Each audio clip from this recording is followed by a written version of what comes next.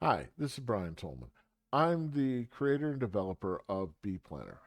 bPlanner came out of my personal work experience, and it is the to do list and project manager that I use in my job as a developer.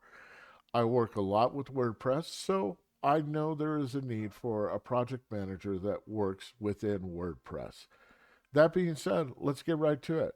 Notice that I can start bPlanner from a shortcode anywhere in a WordPress site. Anywhere I put that shortcode, I'll be able to start bPlanner. And you come straight to the dashboard view. Dashboard view is going to show you everything right off the top. And you'll notice that you'll see things with many different projects. This simply is a listing. If I want to filter it, I can filter it by project. I can take those projects and sort them by categories and so on. I can create subcategories. All this can be right here on the filters. And I can manage my categories, that is, add and subtract them, right there from the bPlanner project. Excuse me, the bPlanner dashboard. I can manage task owners, and I can also use a project builder. Project builder I'll get into in a minute, but suffice it to say, it allows you to build a project very, very quickly. So you can add a task to an individual thing. However you want to work with it, it adapts to you. You then have got a to-do list. The to-do list is going to show you all the things that you have to do today, this week, this month, however you're more comfortable working. And then I can again sort this by project, sort this by category, and sort this by owner. I can look in only at what the things Brian Tolman has scheduled to do. Huh.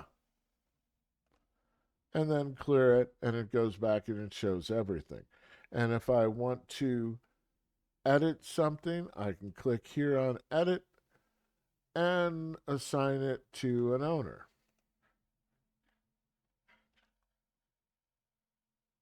Save the changes, takes me back, remembers all the settings that I had. So that's the to-do list. I now have a project view. Project view is initially starts off with everything. I pick the project that I'm interested in, I filter it, and suddenly I have all this information. These are all the projects in order of priority that I need to do or have done. And then I can be at, well, project lists like this is good for some people, but some people want to look at it through a more simple interface, like a Kanban interface. We fully support it. You can change and update projects and change their status right away. If you want to work with a Gantt chart, we've got full Gantt chart ability. It's all right there in the system.